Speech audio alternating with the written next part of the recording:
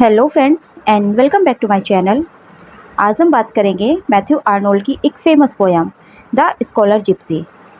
ये first publish हुई थी 1853 में और इस पोयम का जो सोर्स है वो 1661 में जोसेफ ग्लानिविल की एक किताब थी द वैनिटी ऑफ डॉगमेटाइजिंग।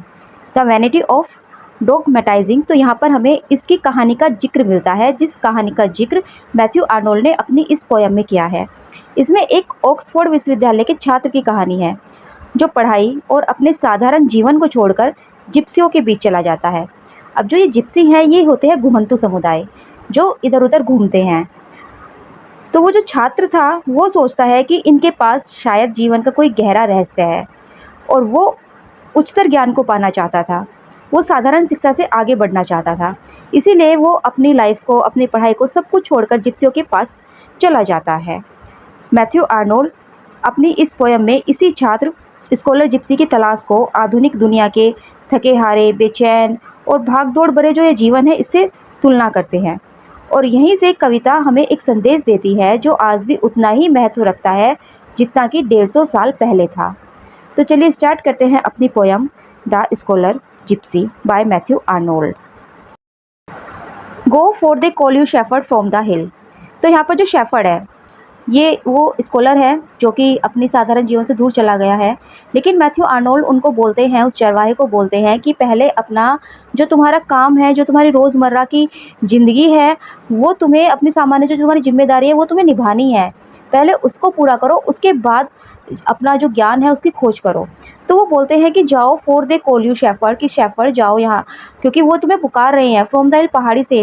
जो तुम्हारे दोस्त हैं, जो तुम्हारे चरवाहे और जो लोग हैं वो सब तुमको पुकार रहे हैं, तो पहले वहाँ पर जाओ क्योंकि पहाड़ी से लोग तुम्हें पुकार रहे हैं।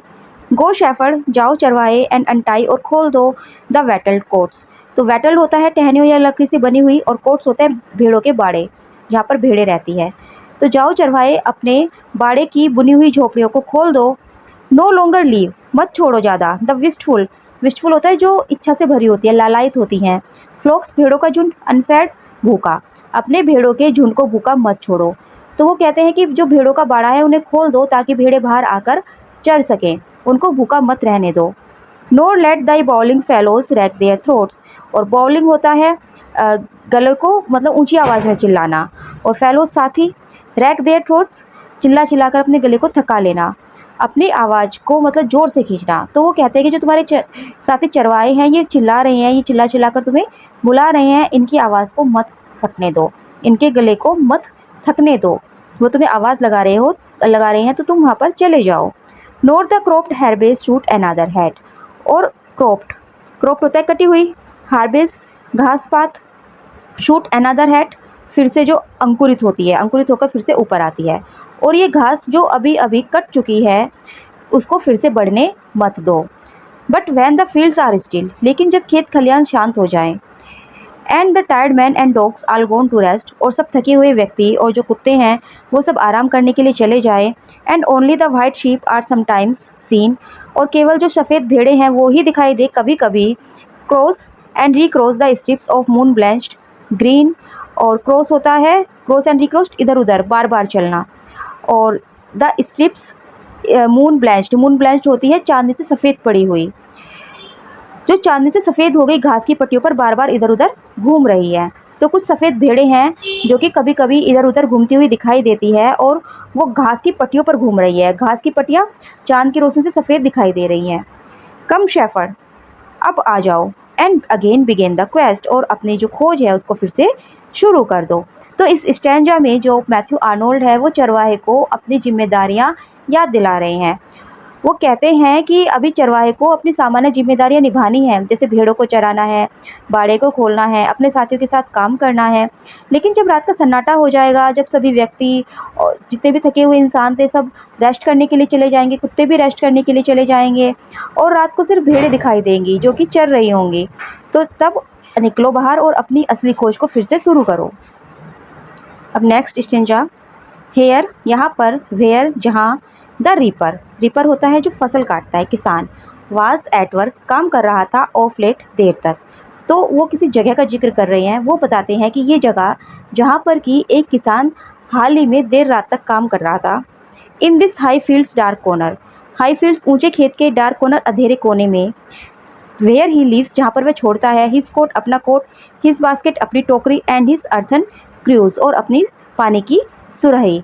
तो जब किसान खेत में काम करने के लिए आते हैं तो वो क्या करते हैं कि एक कोने में अपना सामान रख देते हैं, जैसे अपने कुछ कपड़े जो पहन कर आए हों और अपनी बास्केट मतलब वो जो खाना लेकर आए हों और अपना पानी, तो वो एक कोने में रखकर फिर खेत में काम करने के लिए चले जाते हैं। तो उस जगह के बारे में मैथ्यू आर्नोल्ड बता रहे हैं।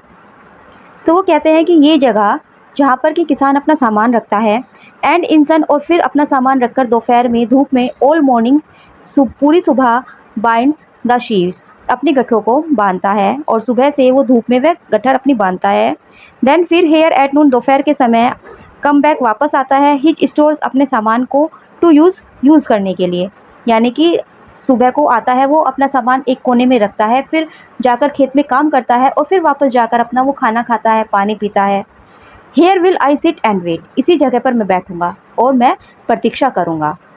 वाइल जबकि टू माई ईयर मेरे जो कान है, फ्रॉम अपलैंड्स फार अवे बहुत दूर से, अपलैंड्स ऊंचे मैदानों से, जबकि मेरे कानों तक दूर ऊंचे मैदानों से आती है, क्या आती है, आवाज़ आती है किसकी, द ब्लीटिंग मिमियाने की, ऑफ द फोल्डेड फ्लॉक्स बाड़े में जो बंधी हुई भेड़ का झुंड होता है, इस बोर्न सुनाई देती है। तो यहाँ पर बैठकर मैं प्रतीक्षा करूँगा और यहाँ पर मेरे कानों तक दूर ऊंचे मैदानों से बंधी हुई भेड़ों की मिमियाने की आवाज़ आती है। With distant cries of reapers in the corn, और दूर खेतों में काम करते हुए किसानों की पुकार। कौन होता है, गेहूं का खेत या अनाज का खेत, तो दूर खेतों में काम करते हुए किसानों की पुकार, क्राइज ऑफ रीपर्स किसानों की पुकार। All the live murmur of a summers day, और एक गर्मियों के दिन की सारी जीवंत, लाइव मर्मर हल्की गूंज, सरसराहट, तो एक गर्मी के दिनों की सारी हल्की गूंज, सारी सरसराहट जहाँ पर आती है, मैं इसी जगह पर बैठूंगा और मैं इंतज़ार करूंगा। तो कवि कहता है कि वह उसी जगह बैठा है जहाँ एक किसान सुबह से काम कर रहा था, फिर उसने अपनी फसल काटी, गट्ठर बांधा और अपना सामान एक कोने पर छोड़ दिया, फिर दोपहर में आकर वहीं आराम करता है। तो कवि भी वहीं पर बैठकर प्रतीक्षा करता है और उसके कानों में क्या आवाज़ें आती है, दूर से भेड़ों के मिमियाने की आवाज़ आती है और कुछ किसानों की पुकार उसे सुनाई देती है। तो यहाँ पर जो गर्मियों का दिन था, जो समर्स डे है, वो भी बहुत ही संगीतमय सा लगता है। वहाँ पर एक मधुर आवाज़, मरमर गूंज जो है वहाँ पर उनको सुनाई देती है। Screened in this nook over the half reaped field, तो नूक होता है छोटा सा कोना और स्क्रीन होता है ढका हुआ या छिपा हुआ। Over the half reaped field आधा कटा हुआ खेत, ये छोटा सा कोना आधे कटे हुए ऊंचे खेत के ऊपर छिपा हुआ है। स्क्रीन छिपा हुआ है। इस दिस नूक, ये वाला कोना, ओवर द हाई ऊपर, हाई ऊंचे, हाफ रीप्ड खेत आधे कटे हुए खेत के। तो ये छोटा सा कोना आधे कटे हुए ऊंचे खेत के ऊपर छिपा हुआ है या ढका हुआ है। एंड हेयर, और यहाँ पर टिल सनडाउन, जब तक कि शाम नहीं हो जाती, सूर्यास्त नहीं होता, शेफर्ड चरवाहे, विल आई बी, मैं यहीं पर बैठूंगा। Through the thick corn the scarlet poppies peep, through the thick corn जो गहरे घने जो गेहूं के खेत हैं, द स्कारलेट होता है गहरे लाल रंग का, पॉपीज एक फूल है, पीप झांकते हैं, तो घने गेहूं के बीच से गहरे लाल रंग के जो फूल है वो झांकते हैं। And round green roots and yellowing stalks I see, और चारों ओर वो क्या देखते हैं, ग्रीन रूट्स देखते हैं, वो हरे हरे तने देखते हैं। एंड येलोइंग स्टॉक्स, और पीले होते डंठल को देखते हैं, आई सी, और हरे हरे तनों और पीले होते डंठलों को चारों ओर मैं देखता हूँ। पेल पिंक कॉर्नवोल्वल्स इन टेंडल्स क्रीप, और पेल पिंक होता है हल्के गुलाबी रंग की, कॉर्नवोल्वल्स एक बेल होती है, ये एक जंगली बेल है। इन टेंडल्स स्क्रीप, टेंडल्स होती है लताएं, यानी कि जो बेलों को पकड़ने वाली जो डोरी होती है।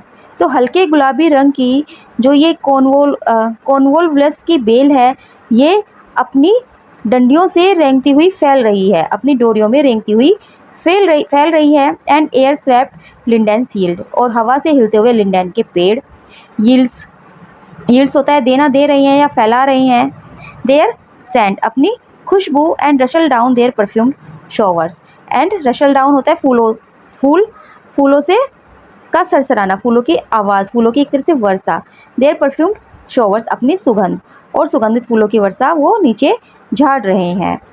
हवा से हिलते हुए लिंडन पेड़ अपनी खुशबू को चारों ओर बिखेर रहे हैं और उनके जो परफ्यूम है वो शोवर्स यानी कि चारों ओर बिखर रहा है। उनके जो फूलों की वर्षा है वो चारों ओर हो रही है। Of bloom on the bent grass where I am laid. Of bloom, खिले हुए जो फूल हैं, ऑन द बेंट ग्रास, झुकी हुई घास पर गिरते हैं, वेयर आई एम लेट, जहाँ पर कि मैं लेटा हुआ हूँ। खिले हुए फूल झुकती हुई घास पर गिरते हैं जहाँ पर मैं लेटा हुआ हूँ। And bower me from the August sun with shade. And bower me होता है छाँव में ढक लेना या सुरक्षित कर देना। फ्रॉम द अगस्त सन, अगस्त की धूप से। और ये फूल क्या है, ये पेड़ क्या है, ये मुझे अगस्त की धूप में से छाँव में छुपा लेते हैं। And the eye travels down to Oxford towers. और नज़रें नीचे तक जाती है, आईज ट्रेवल डाउन, नज़रें नीचे तक जाती है, टू ऑक्सफोर्ड टावर, जहाँ पर ऑक्सफोर्ड के ऊंचे टावर दिखते हैं। तो कवि एक शांत कोने में बैठे हुए हैं जहाँ पर आधे कटे खेत के पास है वो कोना जो है वो आधे कटे खेत के पास है और वहाँ पर लाल फूल झांक रहे हैं, गुलाबी बेलें लताओं के साथ रेंग रही है और लिंडन पेड़ों से सुगंधित फूल हवा में गिर रहे हैं। कवि घास पर लेटा हुआ है और ये पेड़ उसे अगस्त की धूप से बचा रहे हैं। वहाँ से उसकी आंखें दूर तक जाकर ऑक्सफोर्ड शहर के टावरों को देखती है। And near me on the grass lies Glanvil's book. और मेरे पास यहाँ घास पर पड़ी हुई है ग्लैनविल की बुक। तो ग्लैनविल, जिनका पूरा नाम था जोसेफ ग्लैनविल, ये एक दार्शनिक थे, लेखक थे। इन्होंने स्कॉलर जिप्सी की कहानी लिखी थी। जो ये स्कॉलर जिप्सी की कहानी थी जादू टोने और रहस्यवाद से भरी हुई थी। तो वो इसी बुक का जिक्र कर रहे हैं कि मेरे पास ग्लैनविल की बुक पड़ी हुई है, किताब पड़ी हुई है घास पर। कम आओ लेट मी रीड, मैं पढ़ूँ फिर से the oft read tale again, उस कहानी को फिर से, मैं वह कहानी फिर से पढ़ लूँ जिसे मैं कई बार पढ़ चुका हूँ। द स्टोरी, कहानी of the Oxford scholar poor, एक गरीब ऑक्सफोर्ड के छात्र की। यह कहानी एक गरीब ऑक्सफोर्ड छात्र की है। Of pregnant parts and quick inventive brain. Of pregnant parts होते हैं अद्भुत प्रतिभा, गहरी प्रतिभा। ऑफ क्विक इन्वेंटिव ब्रेन होता है आविष्कारक जो दिमाग है, कल्पनाशील, एक जिसका दिमाग कल्पनाशील होता है। तो उसमें क्या थी, उसमें एक अद्भुत प्रतिभा थी और उसकी जो बुद्धि थी वो बहुत ही तेज़ और कल्पनाशील थी। वो जो छात्र था वो गरीब था लेकिन उसकी प्रतिभा बहुत ही अद्भुत थी, महान अक्षमता उसके अंदर थी और तेज कल्पनाशील बुद्धि उसके अंदर थी। वो जो कि tired of knocking at performance door, जो कि थक गया था किससे, ऑफ नॉकिंग वैसे तो खटखटाना होता है लेकिन कोशिश करने से। एट प्रीफरमेंट्स होता है ऊंचे पद और सम्मान, जो ऊंचे पद और सम्मान पाने की कोशिश करने से थक गया था। वन समर मून फोरसुक, और एक ग्रीष्म की सुबह उसने छोड़ दिया, फोरसुक होता है छोड़ देना, त्याग देना, हिज फ्रेंड्स अपने दोस्तों को, और एक गर्मी की सुबह उसने अपने दोस्तों को छोड़ दिया, एंड वेंट और चला गया, टू लर्न सीखने के लिए, द जिप्सी लोर, जिप्सी का ज्ञान। उसने अपने दोस्तों को छोड़ा और चला गया जिप्सियों का ज्ञान सीखने के लिए। एंड रोम द वर्ल्ड, और वो संसार में घूमा, विद डेट वाइल्ड ब्रदरहुड, उस जंगली भाईचारे के साथ, यानी कि जिप्सियों के साथ, जिप्सी समाज के साथ वो दुनिया भर में घूमने लगा। एंड केम, और आया, as most man deemed to little good, deemed होता है माना जाता है, और जैसा ज़्यादातर लोग मानते थे वो किसी अच्छे अंजाम तक नहीं पहुंचा। But came to Oxford and his friends no more, लेकिन वह कभी भी, बट केम टू ऑक्सफोर्ड, वह ऑक्सफोर्ड वापस नहीं आया, एंड हिज फ्रेंड्स अपने दोस्तों के पास, नो मोर कभी भी, लेकिन वह कभी वापस ऑक्सफोर्ड अपने दोस्तों के पास नहीं लौटा। तो इस स्टैंजा में मैथ्यू आर्नोल्ड ने बताया है कि वो घास पर बैठे हैं और उनके पास जोसेफ ग्लेनविल की एक किताब रखी है। वही पुरानी कहानी है एक गरीब ऑक्सफोर्ड छात्र की। वो बहुत ही प्रतिभाशाली था लेकिन समाज और पद पाने की थकाऊ कोशिश से वो बहुत ज़्यादा ऊब गया था। इतना ज़्यादा ऊब गया था कि उसने अपने दोस्तों को छोड़ दिया, ऑक्सफोर्ड को छोड़ दिया और सब कुछ छोड़कर वो जिप्सियों के पास चला गया, उनका जीवन और उनका ज्ञान जानने के लिए। उनके साथ वो दुनिया भर में भटकता रहा। लोग मानते थे कि उसे कोई अच्छा लाभ नहीं मिला, लेकिन फिर भी वो कभी ऑक्सफोर्ड या अपने दोस्तों के पास वापस नहीं लौटा। But once years after in the country lanes, but once लेकिन एक बार, ईयर्स आफ्टर कई सालों बाद, इन द कंट्री लेन गांव की सड़कों पर, गांव की गलियों में, लेकिन कई सालों बाद गांव की गलियों में, टू स्कॉलर्स, दो विद्वान, whom at college arrest he know, जिन्हों मैं पहले कॉलेज में जानता था। जो स्कॉलर चला गया था छोड़कर तो उसे दो विद्वान मिले, वह कॉलेज में उन्हें जानता था, met him, उससे मिले, and of his way of life inquired, और उन्होंने इंक्वायरी की उसके जीवन के तरीकों के बारे में। तो जब दोस्त मिलते हैं तो पूछते हैं कि भाई तुम क्या कर रहे हो, कैसे हो। तो उस स्कॉलर को भी 2 विद्वान मिले जिनको वो कॉलेज से जानता था, और उन विद्वानों ने पूछा उसके जीवन के तरीकों के बारे में। His mates whereat he answered that the gipsy crew his mates whereat. तो इस पर ही आंसर्ड उसने उत्तर दिया डैट की द जिप्सी क्रू की जो जिप्सी समुदाय हैं, हिज मेट्स उसके साथी हैड आर्ट्स उनके पास एक ऐसी कला है, एक ऐसा कौशल है, to rule as they desired कि वो जैसा चाहे उस तरह से वो रूल कर सकते हैं, अपनी जो डिज़ायर्ड है उनको नियंत्रण कर सकते हैं, अपनी इच्छाओं को वो नियंत्रण कर सकते हैं। तो उनके पास एक ऐसा आर्ट है जो उन्हें मन मुताबिक अपने दिमाग पर नियंत्रण करने देता है। The working of man's brain, working of man's brain यानी कि दिमाग पर, इंसान के दिमागों को नियंत्रित करना। And they can bind them to what thoughts they will, और वो उन लोगों को उन विचारों को विचारों को व्हाट थॉट्स दे विल, तो वो जो भी विचार करते हैं, जो सोचते हैं, वो उनको मोड़ सकते हैं जो वे चाहे। वो लोग उन विचारों की ओर मोड़ सकते हैं जो वे चाहे। एंड आई, और मैं, ही सैड, उसने कहा, the secret of their art, उनकी जो कला का रहस्य है, व्हेन फुल्ली लर्न, जब पूरी तरह सीख जाऊंगा, will to the world impart, तो मैं दुनिया को बता दूंगा। दुनिया से मैं इम्पार्ट होता है साझा करना, बताना।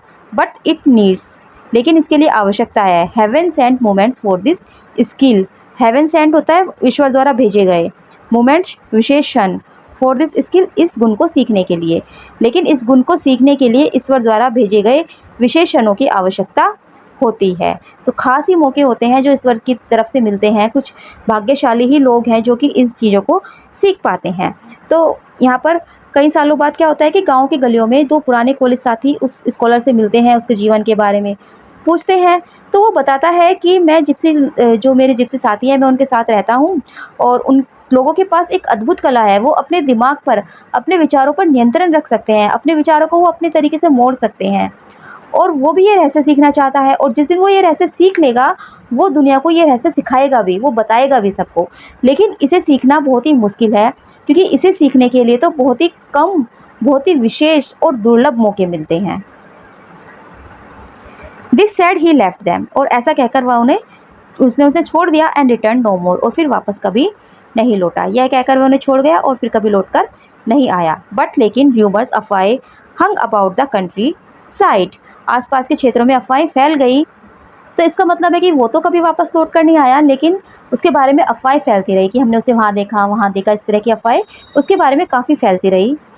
और वो अफवाह क्या थी, डेट की द लॉस्ट स्कॉलर, कि वो जो खोया हुआ स्कॉलर है, long was seen to stray, stray होता है भटकना, इधर उधर घूमना, कि खोया हुआ स्कॉलर लंबे समय तक भटकते हुए देखा गया है। Seen by rare glimpses, rare glimpses होता है कभी कभी नजर आना।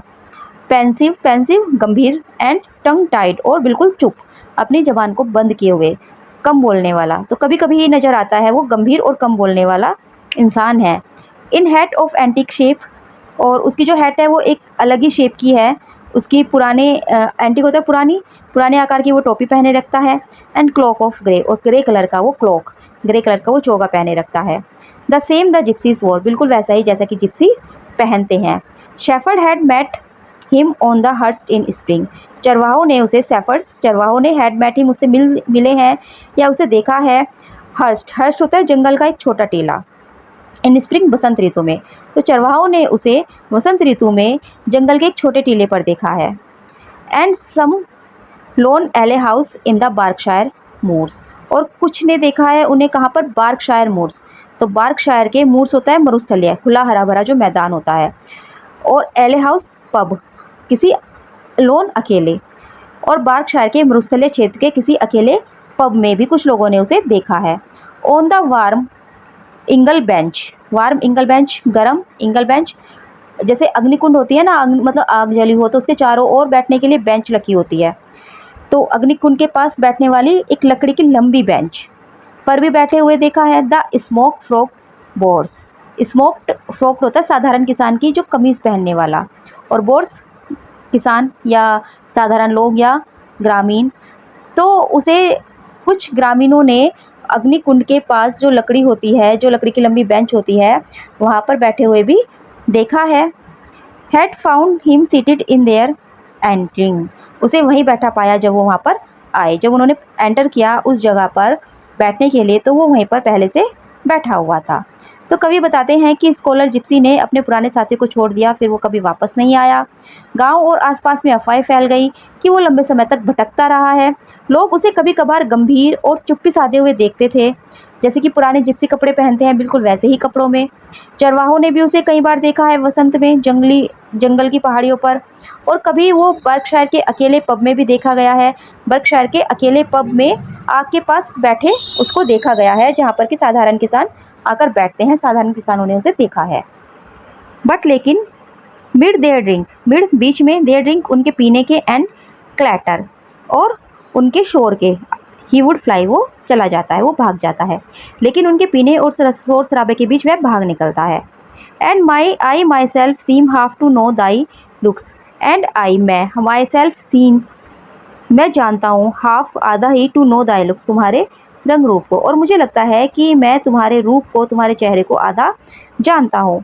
And put the shepherds wanderer on thy trace, and put the shepherds और मैं चरवाहों को लगा दूंगा, वॉन्डर भटकते हुए, ऑन दाई ट्रेस तुम्हारे निशानों पर, और मैं चरवाहे को भटकते हुए तुम्हारे निशानों पर लगाने की कोशिश करता हूँ ताकि वो तुम्हें ढूंढ सके। एंड बॉयज़ और लड़के हु इन लोन, जो कि अकेले व्हीट फील्ड्स सुनसान गेहूं के खेत में, स्केयर द रूक्स भी एक कोए की प्रजाति होती है, तो कौओं को डराते हैं। आई आस्क मैं पूछता हूँ, if thou has pass their quiet place, कि क्या तुम उनके शांत स्थान से गुजरे हो। और इन माई बोट आई लाई, या फिर अपनी नाव पे जब मैं लेटता हूँ। Moored to the cool bank in the summer heats, और मूड होता है नाव को किनारे बांधना, जब नाव को किनारे बांधा जाता है। टू द कूल बैंक किनारे पर, इन द समर हीट्स गर्मियों में ठंडी नदी के किनारे पर बंधी हुई मैं अपनी जब नाव में लेटता हूँ। Mid wide grass meadows which the sunshine fills, और कहाँ पर लेटते हैं, वो चौड़े घास के मैदानों के बीच जिन्हें सूरज की रोशनी भर देती है। And watch the warm green muffled Cumner hills, और क्या देखता है, मैं देखता हूँ वार्म गरम ग्रीन मफल्ड होता है ढकी हुई, हरी भरी ढकी हुई, क्यूमर हिल्स क्यूमर की पहाड़ियाँ, और मैं गरम हरी भरी क्यूमर की पहाड़ियों को देखता हूँ। एंड वंडर, और मैं आश्चर्य करता हूँ या सोचता हूँ, इफ़ दऊ हॉन्टेस्ट देयर शाई रिट्रीट्स, कि क्या तुम दो हॉन्टेस्ट होता है किसी जगह पर अक्सर जाना, निवास करना, कि क्या तुम वहाँ पर रहते हो। देयर शाई रिट्रीट शांत छुपे हुए स्थान पर, कि क्या तुम वहाँ के छिपे हुए शांत स्थानों में रहते हो।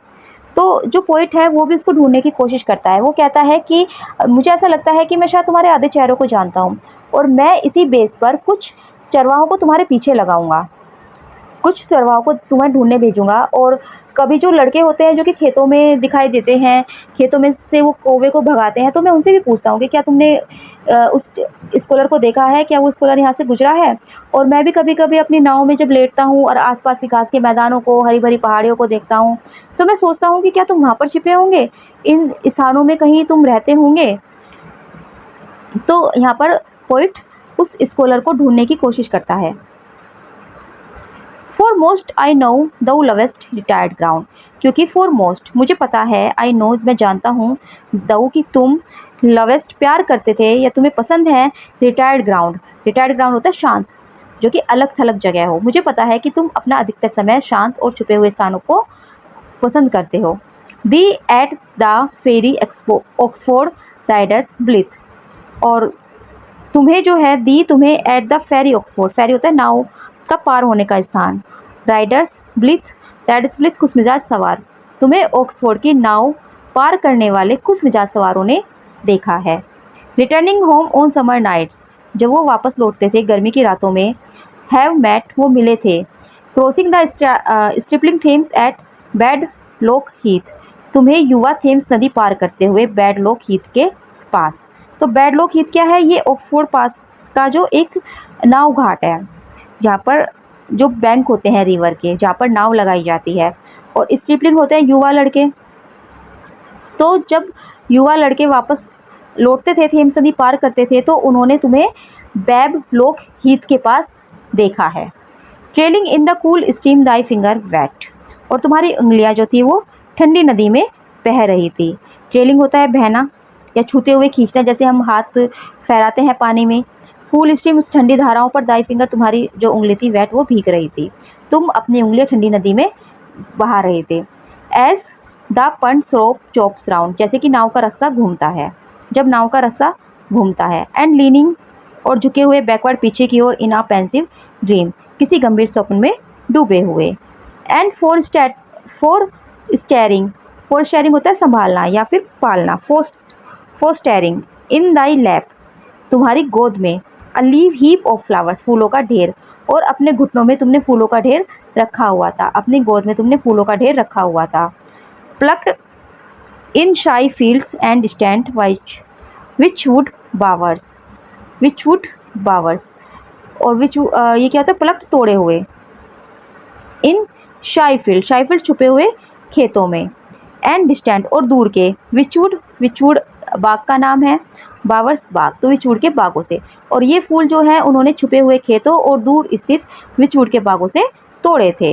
एंड दाइन आइज, और जो तुम्हारी आंखें हैं रेस्टिंग, वो रेस्ट कर रही थी ऑन द मूनलिट स्ट्रीम, तो यहाँ पर टिकी हुई थी, तो तुम्हारी आंखें चांदनी से रोशनी नदी पर, चांदनी से जो रोशन नदी थी उस पर टिकी हुई थी, तुम नदी को देख रहे थे जो कि चांद से रोशन थी।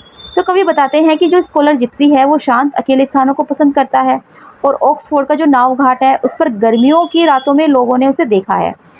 और वो थेम्स नदी को जब वो थेम्स नदी को पार करता है तो अपनी उंगलियां वो ठंडे पानी में बहाता है, नाव के रस्से के साथ खेलता है, वो पीछे झुका हुआ गंभीर और ऐसा बैठा है मानो किसी स्वप्न में हो, किसी गहरे सपने में हो। और उसकी गोद में दूर दराज खेतों और विचूड़ बागों से तोड़े गए फूलों का ढेर रखा हुआ है, और उसकी आंखें चांदनी से चमकती नदी पर टिकी हुई थी। And then they land and thou art seen no more, और फिर वो लैंड कर गए, वो अपनी जगह पर उतर गए। एंड दऊ, और तुम, सीन नो मोर, फिर उन्हें दिखाई नहीं दिए। वो उतरते हैं लेकिन तुम उन्हें फिर कभी नहीं दिखाई देते। मेडेंस, लड़कियां, who from the distant hamlet, distant hamlet होता है दूर गांव से, कम आती है, तो वे लड़कियां जो कि दूर गांव से आती है टू डांस करने के लिए around the Fyfield elm in May, five field के एल्म होता है पेड़, बड़का पेड़, बड़ के पेड़ के चारों ओर नृत्य करने के लिए मई के महीने में। Oft through the darkening fields have seen thee roam, oft through the darkening fields, darkening fields होती है अंधेरे हुए खेतों में, अंधेरे होते हुए खेतों में। ऑफ्ट, अक्सर, प्राय, हैव सीन दी रोम, तुम्हें घूमते हुए देखा है। तो उन लड़कियों ने भी जो कि मई के महीने में बड़ के पेड़ के चारों ओर नृत्य करने आती है, उन्होंने भी अक्सर अंधेरे खेतों में तुम्हें घूमते हुए देखा है। और cross a stile into the public way, या फिर तुम्हें देखा है क्रॉस करते हुए, स्टाइल होता है खेतों से, खेतों के पार होने का छोटा सा रास्ता, पब्लिक वे सार्वजनिक रास्ता, या खेत से जो फटकर निकलने वाले रास्ते से सार्वजनिक सड़क की ओर जाते हुए। तो जो दो खेत है तो उनके बीच में से एक छोटा सा जो रास्ता गुजरता है और ये पब्लिक रोड है, तो लड़कियों ने देखा है कि तुम उन खेत के बीच में से जो रास्ता था, जो स्टाइल था, उससे गुजरते हुए पब्लिक वे में जाते हुए। ऑफ्ट या प्राय, दऊ हैस्ट गिवन देम स्टोर, तुमने उन्हें कुछ दिया है सामान, ऑफ फ्लावर्स, जैसे कि फूल। द फ्रेल लीफ्ड वाइट एनेमोनी, पतले पत्ते, फ्रेल लीफ होता है पतले पत्तों वाला, और वाइट एनेमोनी, सफ़ेद एनोमेन फूल। तो तुमने उन्हें दिया है बहुत कुछ, जैसे कि फूल दिए हैं तुमने जो कि पतले सफ़ेद पत्ते वाले होते हैं और जिनका नाम एनेमोन है। डार्क ब्लू बेल्स, तुमने उन्हें डार्क ब्लू बेल्स दी है। Dressed with dews of summer eves, जो कि शाम की जो ओस है, गर्मियों की जो शाम की ओस है उसमें भीगे हुए, गहरे नीले ब्लू बेल्स, गर्मियों की शाम की ओस में भीगे हुए। एंड और क्या दिया है, purple orchises, orchid, purple orchid with spotted leaves, और बैंगनी ऑर्किड एक फूल होता है जिसकी पत्तियां धब्बेदार होती है। But none hath words she can report of thee, लेकिन किसी के पास सब नहीं है जिसे वे तुम्हारे बारे में बता सके। तो तुमने उन्हें कुछ चीज़ें तो दी है लेकिन तुमने उनसे बात नहीं की है, तुमने उन्हें अपने बारे में कुछ नहीं बताया है, इसलिए वे लड़कियां तुम्हें कुछ, तुम्हारे बारे में कुछ बता नहीं सकती, उन्होंने तुम्हें देखा है। तो कवि बताता है कि स्कॉलर जिप्सी को गांव में कन्याओं के सामने कभी कभी दिखाई देता है स्कॉलर जिप्सी, और जो वे कन्याएं थी वो मई में फे फील्ड के बड़ के पेड़ के चारों नृत्य करने आती है, और वो अक्सर खेतों में घूमता हुआ छोटे रास्तों से सार्वजनिक मार्ग पर जाता हुआ दिखाई देता है। वह उन्हें जंगली फूलों के तोहफे देता है, जैसे कि सफ़ेद एनामेन के फूल देता है, नीले ब्लू बेल्स देता है और धब्बेदार ऑर्किड देता है।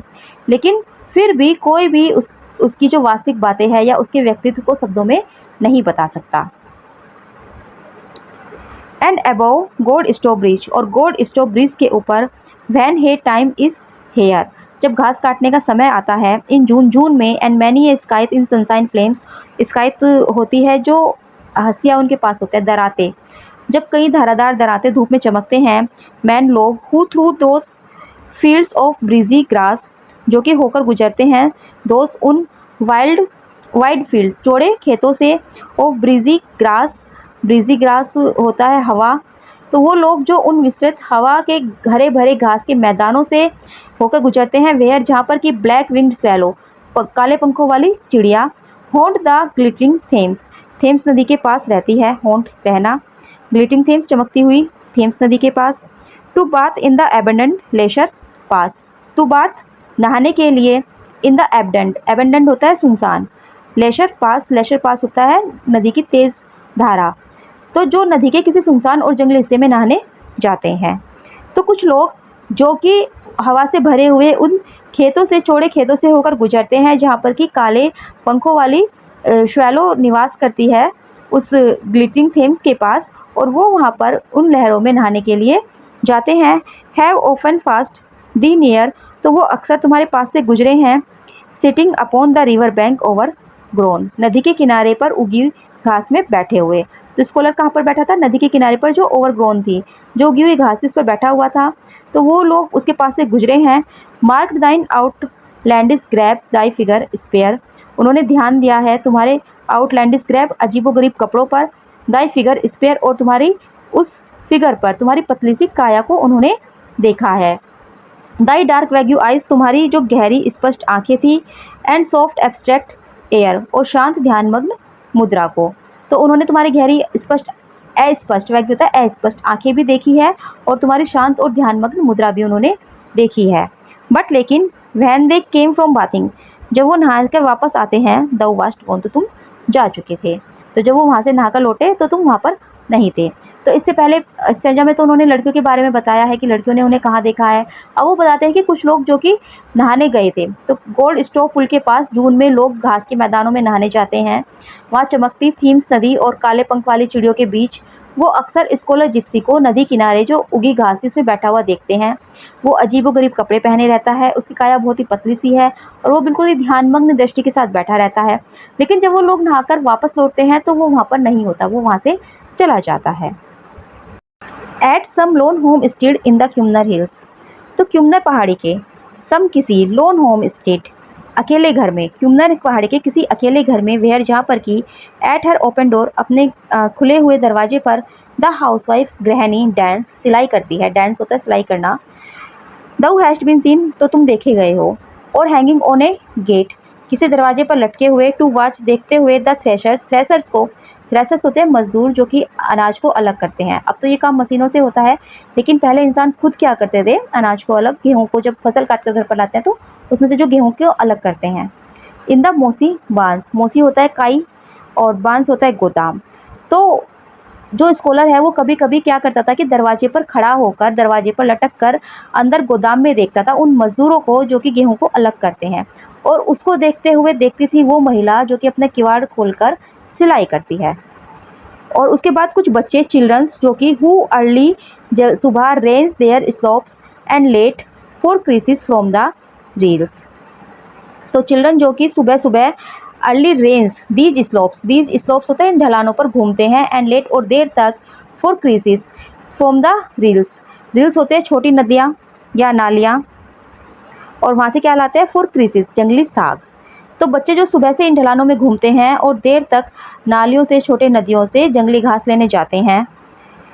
हैव नोन दी आइंग, वो तुम्हें जानते हैं या उन्होंने तुम्हें देखा है। आइंग मतलब फिर से देखते हुए, किसको, ऑल एंड अप्रैल डे, पूरे अप्रैल के दिन को निहारते हुए, the springing pastures and the feeding kine, springing pastures होते हैं हरे भरे चरगाह को, और फीडिंग काइन चरती हुई गायों को। तो वो तुम वहाँ पर बैठकर हरे भरे चरगाहे और चरती हुई गायों को देखते हो, और तुम्हें ये सब देखते हुए देखा है कुछ छोटे बच्चों ने। एंड मार्क डी, और तुम्हें देखा है, when the stars come out and shine, जब तारे रात को निकलते हैं और चमकने लगते हैं, through the long dewy grass move slow, और तुम लंबे ओस से भरे घास में धीरे धीरे चल देते हो, मूव स्लो अवे, तुम धीरे धीरे चल देते हो।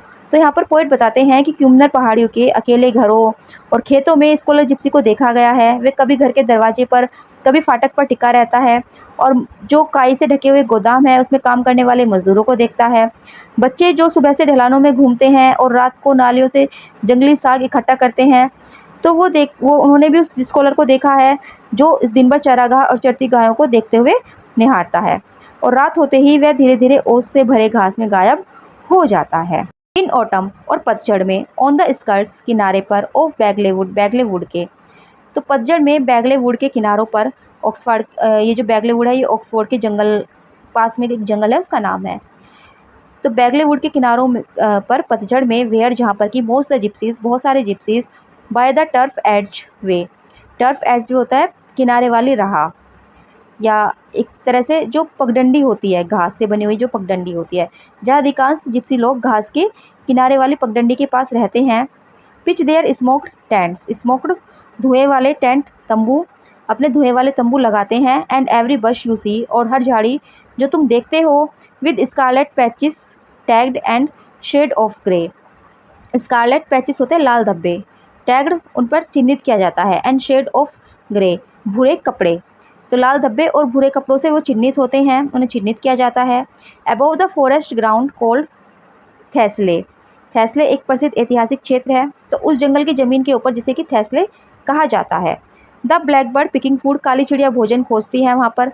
सीज दी, उसे तुम्हें देखा है, तो वहाँ पर तुम दिखाई दिए गए हो। नोर स्टॉप हिज मील्स, लेकिन वो चिड़िया तुम्हें देखकर अपना खाना नहीं रोकती। नोर फियर्स एट ऑल, ना ही वो तुमसे डरती है। तो उस जंगली ज़मीन के ऊपर के हिस्से में, जिसे कि थैसले कहा जाता है, जहाँ पर कि जिप्सी अपने तंबू को गाड़ते हैं, अपने धुएं वाले तंबू को गाड़ते हैं और उस पर लाल धब्बे या भूरे स्लेटी कपड़ों से चिन्हित करते हैं उन्हें, तो वहाँ पर तुम्हें देखा गया है। और तुम्हें किसने देखा है? एक चिड़िया ने देखा है, ब्लैक बर्ड ने देखा है अपना भोजन करते हुए, लेकिन तुम्हें देखकर ना तो वो अपना खाना रोकती है और ना ही वो तुमसे डरती है। So often has he known the past him stay, क्योंकि उसने कई बार तुम्हें देखा है इधर उधर गुजरते हुए। रैप्ट थ्रिलिंग इन दाई हैंड अ विदर्ड स्प्रे, रैप्ट होता है ध्यानमग्न, खोया हुआ, ट्रिवलिंग इन दाई हैंड अपने हाथ में लिए हुए, ए विदर्ड स्प्रे सूखी हुई डाली या टहनी, तो तुम ध्यानमग्न होकर अपने हाथ में किसी सूखी हुई डाली लेकर घूमते हो, इधर उधर घूमते हो। एंड वेटिंग, और इंतजार करते हो, for the spark from heaven to fall, कि स्वर्ग से कोई चमत्कार, कोई दिव्य प्रेरणा गिरेगी, और आकाश से किसी दिव्य प्रेरणा चमत्कार का इंतजार तुम करते हो। तो अब कवि बताते हैं कि पतझड़ में बैंगलेवुड के किनारे, जहाँ पर जो अधिकांश जिप्सी लोग तंबू लगाकर रहते हैं, तो वहाँ पर स्कॉलर जिप्सी को देखा जाता है। यहाँ पर काली चिड़िया उसे देखती है, लेकिन वो ना तो उससे डरती और वो अपना खाना जारी रखती है, क्योंकि चिड़ियों के पास से भी वह कई बार गुजर चुका है, और वो ध्यानमग्न होकर हाथ में सूखी डाली घुमाता रहता है और इंतजार करता रहता है कि शायद आकाश से कोई दिव्य प्रेरणा या चमत्कार नीचे गिरेगा। एंड वंस इन विंटर, और एक बार सर्दियों में, अभी तो पहले तो गर्मियों की बात हो रही थी, उसके बाद पतझड़ की बात हुई, अब सर्दियों की बात है। और एक बार सर्दियों में, on the causeway chill, causeway पर, क्यूज वे होता है सड़क या पगडंडी, तो एक बार सर्दियों में ठंडी सड़क पर या ठंडी पगडंडी पर, where home the flooded fields foot travellers go, जहाँ पर लोग घर लौटते समय पानी भरे खेतों से पैदल गुजरते हैं। तो फ्लडेड फील्ड्स होता है जो पानी से भरे हुए हों, और फूड ट्रैवलर्स जो पैदल चलते हैं, तो जहाँ पर लोग घर लौटते समय पानी से भरे खेतों में पैदल चलते हुए गुजरते हैं। Have I not passed thee on the wooden bridge, have I not passed thee, क्या मैं तुम्हारे पास से नहीं गुजरा हूँ या मैंने तुम्हें नहीं देखा है? ऑन द वुडन ब्रिज, लकड़ी के पुल पर। रैप्ड इन दाई क्लोक, अपने उस चोगे में लिपटे हुए। And battling with the snow, और बर्फ़ के साथ जूझते हुए। दाई फेस, तुम्हारा चेहरा। टोवर्ड हिंसकी, तुम्हारा चेहरा हिंसकी, और एंड इट्स विंट्री रिज, और उसकी सर्दियों वाली पहाड़ियों की ओर था। एंड दऊ हैस्ट क्लाइम द हिल, और तुम चढ़ गए थे द हिल, पहाड़ी पर, और तुमने पहाड़ी चढ़ ली। तो हिंस की एक जगह थी और उसमें पहाड़ियाँ थी, एक हिली स्टेशन था, एक हिली प्लेस था, और उसको वहाँ पर पोइट ने भी देखा था उस स्कॉलर को, और वो स्कॉलर उस पहाड़ी पर ऊपर चढ़ गया था, अपने चोगे को लपेट रखा था उसने।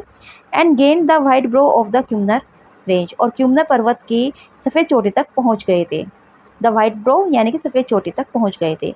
टर्न वंस टू वॉच, तुम मुड़े थे एक बार देखने के लिए, while thick the snow flakes fall, जब मोटी बर्फ की परतें गिर रही थी, the line of festal light in Christ church hall में त्योहार की रोशनी की कतार, then sought the straw in some scattered grange, फिर किसी अलग थलग पड़े गांव, ग्रेंज होता है खेत या गांव और स्कैस्टर्ड होता है अलग थलग, में अपने दाई स्ट्रो अपने पुआल बिस्तर को खोजा।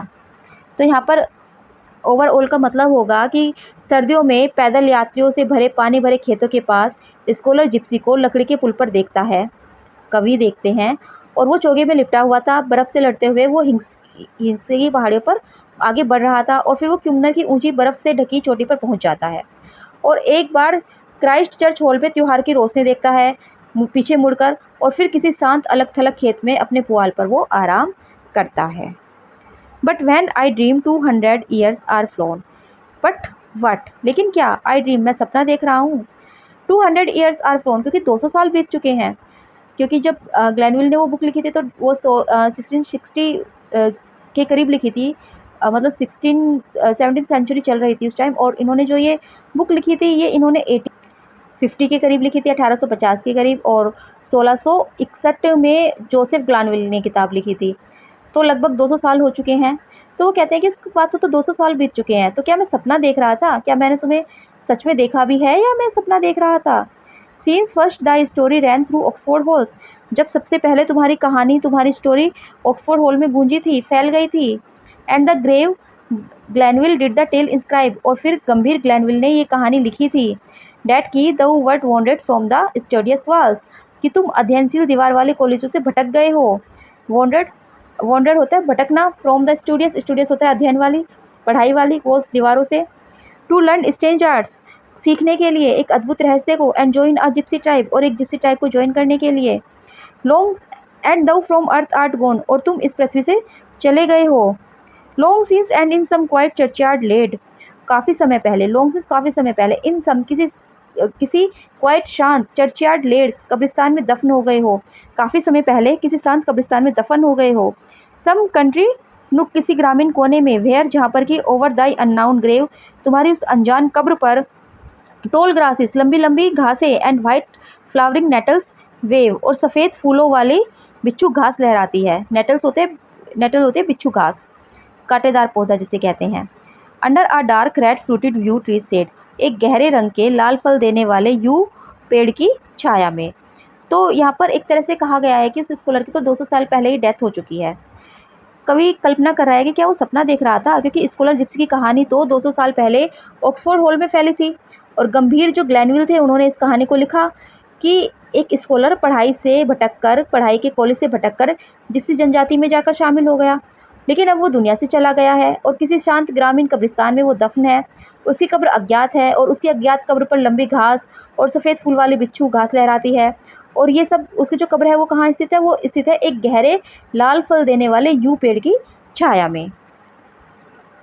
नो नो दो has not felt the lapse of hours, नहीं नहीं, तुमने समय के गुजरने का अनुभव नहीं किया, द लैप्स ऑफ आवर्स, समय का बीतना, फॉर, क्योंकि what wears out the life of mortal man होता है नश्वर मनुष्य, कि क्योंकि आखिर ऐसी क्या चीज़ है जो कि मोर्टल मैन की जीवन शक्ति को कम करता है, इट इज़, ये है, that from change to change they are being rolls, ये कि उनका जो अस्तित्व है चेंज लगातार एक बदलाव से दूसरे बदलाव में घूमता रहता है, इट इज़, और यह, डेट की रिपीटेड शॉक्स, बार बार आने वाले झटके, अगेन बार बार आने वाले झटके जो बार बार आते रहते हैं, कुछ ना कुछ हमें दुख मिलता रहता है, एग्जॉस्ट, वो क्या करते हैं, वो एग्जॉस्ट कर देते हैं, समाप्त कर देते हैं, द एनर्जी, ऊर्जा को, ऑफ स्ट्रॉन्गेस्ट सोल, मजबूत आत्माओं की।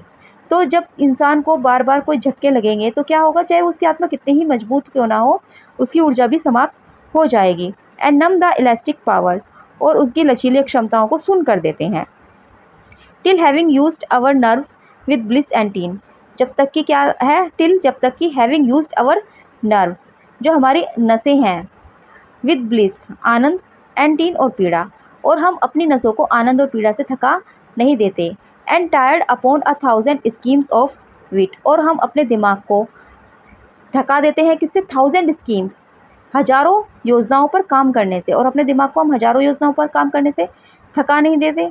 To the just pausing genius we remit, to the just pausing genius, genius होता है जीवन का नियामक या दिव्यता, वी रेमिट सौंपते हैं। तो फिर हम हमारी जो जीवन शक्ति है वो हम न्यायपूर्ण दिव्यता को सौंप देते हैं।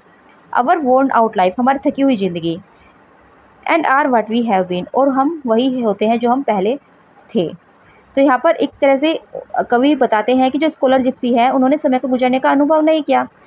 जो नश्वर मनुष्यों की जीवन शक्ति है वो कैसे थकती है, वो थकती है बार बार बदलाव से, बार बार के झटकों से, और इन सब से जो सबसे मजबूत आत्माएं हैं उनकी भी जो ऊर्जा है वो खत्म हो जाती है, और उनकी जो क्षमताएं थी वो नम पड़ जाती हैं, शून्य पड़ जाती हैं। आनंद और पीड़ा का अनुभव, अनगिनत योजनाओं पर काम करना, ये क्या करता है, ये हमारी नसों को, हमारी बुद्धि को थका देता है। और जब अंत में क्या होता है, हम अपनी थकी हुई जिंदगी को न्यायपूर्ण दिव्यता को सौंप देते हैं, और हम वही हो जाते हैं जो हम पहले थे। इसका मतलब है कि इंसान मर जाता है, अपने आप को भगवान के ऊपर छोड़ देता है, और वो फिर से वही हो जाता है कि जो कि वो पहले था। Thou hast not lived, why should thou perish? Thou hast not lived, तुमने तो जीना भी शुरू नहीं किया था। Why shouldst thou perish? तो तुम इतनी जल्दी क्यों मर गए। Thou hadst one aim, तुम्हारा तो एक ही लक्ष्य था। One business, एक ही काम था। One desire, एक ही इच्छा थी। Else were thou long since numbered with the dead, अन्यथा तुम तो बहुत पहले ही मृतकों की गिनती में शामिल हो चुके होते। Else, अन्यथा hadst thou spent like other men thy fire, तुमने भी अपने जोश को, अपनी ऊर्जा को दूसरे व्यक्तियों की तरह ही खर्च कर दिया होता। The generations of thy peers are fled, तुम्हारे जो समकालीन थे, जो तुम्हारे पीयर्स थे या तुम्हारे साथी थे, वो सब चले गए हैं, तुम्हारे समकालीनों की पीढ़ियाँ चली गई है। एंड वी अवर सेल गो, और हम खुद भी चले जाएंगे, क्योंकि 200 साल हो गए हैं तो उसकी तो जनरेशंस भी चली गई है। बट दो पजेस्ड एन इमोर्टल लॉट, लेकिन तुम एक अमर भाग्य के स्वामी हो। And we imagine thee exempt from age, और हम कल्पना करते हैं कि तुम एग्जेम्प्ट हो एज से, तुम उम्र से मुक्त हो। एंड लिविंग एज दो लिविस्ट ऑन ग्लैनविल स्पेस, और ग्लैनविल की किताब में जिस तरह से तुम जीते हो उसी तरह से तुम आज भी जी रहे हो। बिकॉज क्योंकि दो हैडेस्ट, क्योंकि तुम्हारे पास वो है वोट वी, जो कि हमारे पास एलएस हैव नॉट नहीं है, क्योंकि तुम्हारे पास वो था जो कि हमारे पास नहीं है। तो यहाँ पर पोइट कहते हैं कि स्कॉलर जिप्सी ने सच में जीवन की सार्थकता को जिया है। उनके पास एक ही उद्देश्य था, एक ही काम था, एक ही इच्छा थी, इसलिए वह मर नहीं सका। जबकि जो उसके समकालीन लोग थे वो चले गए, उसके पास अमर भाग्य था, और वो लोग कल्पना करते हैं कि वो उम्र से मुक्त है, और जैसे ग्लैनविल की किताबों में जीवित है वही ऐसे ही वो आज भी जीवित है। जो अन्य लोगों के पास नहीं था उसके पास वो सब कुछ था। तो इसका मतलब ये है कि बहुत से लोग चले जाते हैं लेकिन उनके बारे में कोई याद नहीं करता। इस स्कॉलर की भी जनरेशन चली गई लेकिन किसी को याद नहीं है, किसी को नहीं पता। लेकिन ये जो स्कॉलर है ये अमर हो गया। अमर का मतलब ये नहीं है कि वो जी रहा है आज भी, वो कहानियों में आज भी जिंदा है, कविताओं में आज भी जिंदा है। ग्लैनविल ने उसके ऊपर किताब लिख दी और वो किताब आज भी पढ़ी जाती है। 200 साल हो गए हैं तो ऐसा लगता है कि आज भी वो उन्हीं के बीच में है, क्योंकि जब उस कहानी को पढ़ते हैं तो उसका जो भाग्य है वो अमर हो गया है। लोग उसे आज भी पढ़ते हैं, लोग आज भी उसे महसूस करते हैं, तो वो अमर हो गया है। इसीलिए वो हमसे कहीं बेहतर है, क्योंकि हमारे पास वो सब नहीं है जो कि उसके पास था। फॉर अर्ली डिडस्ट दो leave the world with powers, क्योंकि तुमने जल्दी ही इस दुनिया को छोड़ दिया अपनी पावर्स के साथ, अपनी क्षमताओं के साथ। फ्रेश, बिल्कुल ताज़ा, अनडाइवर्टेड, जो कि अनडाइवर्टेड थी, डाइवर्ट नहीं हुई, टू द वर्ल्ड विदाउट, बिना बात में, बाहरी दुनिया में जो तुम्हारी शक्तियाँ थी वो तुमने बाहरी दुनिया में व्यर्थ नहीं लगाई। फर्म टू देयर मार्क, तुम अपने लक्ष्य पर स्थित रहे। Not spend to other things, किसी दूसरी चीज़ों पर तुमने अपनी ऊर्जा खर्च नहीं की। Free from the sick fatigue, बीमारी जैसे थकान, द लैंग्वेज डाउट, और सुस्त संदेह से तुम मुक्त थे। विच मच टू हैव टायर्ड, जो कि आती है, कब आती है, विच ट्राइड, बार बार कोशिश करने से। In much been baffled brings असफलता, तो जो कुछ बहुत कुछ आजमाने और बहुत बार विफल होने से आती है, वो स्टिक फटीग, वो बीमारी और वो सुस्त कमजोरी तुम्हारे पास नहीं थी। Who fluctuated ideally without turn और स्कोप, ओ लाइफ अनलाइक टू अवर्स, तुम्हारा जो जीवन था वो हमारे जीवन जैसा नहीं था। हु फ्लक्चुएट, जो कि फ्लक्चुएट, बार बार बदलते रहते हैं। आइडली, बेवजह, विदाउट टर्म और स्कोप, अपने लक्ष्य या सीमा को। तो जो हम इंसान हैं हम क्या करते हैं, हम अपने लक्ष्य और सीमाओं को बेवजह बदलते रहते हैं। लेकिन तुम्हारा जीवन हमारी तरह नहीं था। Of whom each strives nor knows for what he strives, जिनमें से प्रत्येक प्रयास करता है लेकिन नहीं जानता कि किसके लिए प्रयास कर रहा है। And each half lives 100 different lives, और प्रत्येक आधा जीवन जो कि 100 अलग अलग रूपों में जीता है। Who wait like thee but not like thee in hope, वो तुम्हारी तरह प्रतीक्षा तो करते हैं लेकिन तुम्हारी जैसी आशा उनके अंदर नहीं है। तो यहाँ पर पोइट कहते हैं कि जो स्कॉलर जिप्सी है वो जल्दी ही दुनिया को छोड़कर चले गए हैं, और उनकी जो अक्षमताएं थी वो पूरी तरह से उनके उद्देश्य पर स्थिर थी। उन्होंने अपने उद्देश्य पर ही केंद्रित किया है और अपनी क्षमता को अपने उद्देश्यों में ही खर्च किया है, उन्हें व्यर्थ में खर्च नहीं किया। वो थकान और संदेह से मुक्त थे, जो कि संदेह और थकान कब आती है, जब हम बार बार कोशिश करते हैं और असफल होते हैं। उनका जीवन हमारे जीवन जैसा नहीं था। जो सामान्य लोग हैं वो तो बार बार अपने लक्ष्य को बदलते रहते हैं, अपनी दिशा को बदलते रहते हैं और बिना किसी लक्ष्य और दिशा के जीवन बिताते हैं। अपने इस आधे जीवन में वो कई रूपों को जीते हैं। वो प्रतीक्षा तो करते हैं लेकिन उनके अंदर आशा नहीं होती, होप नहीं होती। लेकिन स्कॉलर जिप्सी ऐसा नहीं था, उसके अंदर आशा थी, उसके अंदर उम्मीद थी। उसने प्रतीक्षा की उम्मीद के साथ, और उसने अपनी एनर्जी को बेकार में, व्यर्थ में कहीं पर भी खर्च नहीं किया। The waitest for the spark from heaven and we, तुमने इंतजार किया फॉर द स्पार्क, दिव्य प्रेरणा का, फ्रॉम हेवन, आकाश से। तुम आकाश से किसी दिव्य प्रेरणा की प्रतीक्षा करते हो। एंड वी, और हम, light half believers of our casual creeds, हम तो अंधविश्वासी है, आधा विश्वास है हमारे अंदर। अपने हल्के अंधविश्वासी विश्वासों में हम भरोसा करते हैं। Who never deeply felt nor clearly willed, हम तो कभी गहराई से महसूस ही नहीं कर पाए। हम लोग जो कि कभी गहराई से महसूस ही नहीं करते हैं। नॉर क्लियरली विल्ड, ना ही हमारी कोई इच्छा शक्ति है क्लियर, हमारी कोई स्पष्ट इच्छा शक्ति भी नहीं है। Whose insight never has borne fruit in deeds, whose insight, insight होती है अपनी अंदर की अंतर्दृष्टि, एक तरह से अपने अंदर की जो अंतरात्मा है, कभी कार्यों में परिणित ही नहीं हुई। हमारी जो अंतर्दृष्टि है उसका हमें कभी कोई फल ही नहीं मिला।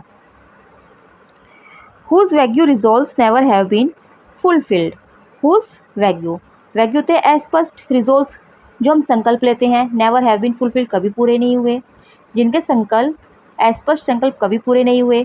For whom each year we see, जिनके लिए हर साल हम देखते हैं, breeds new beginning, disappointments new, breeds new beginning, नई शुरुआत होती है, डिसअपॉइंटमेंट्स न्यू, और नई निराशाएं भी जन्म लेती है। Who hesitate and falter life away, वो संकोच करते हैं, एंड फॉल्टर लाइफ अवे, और जीवन को बेमानी तरीके से खो देते हैं।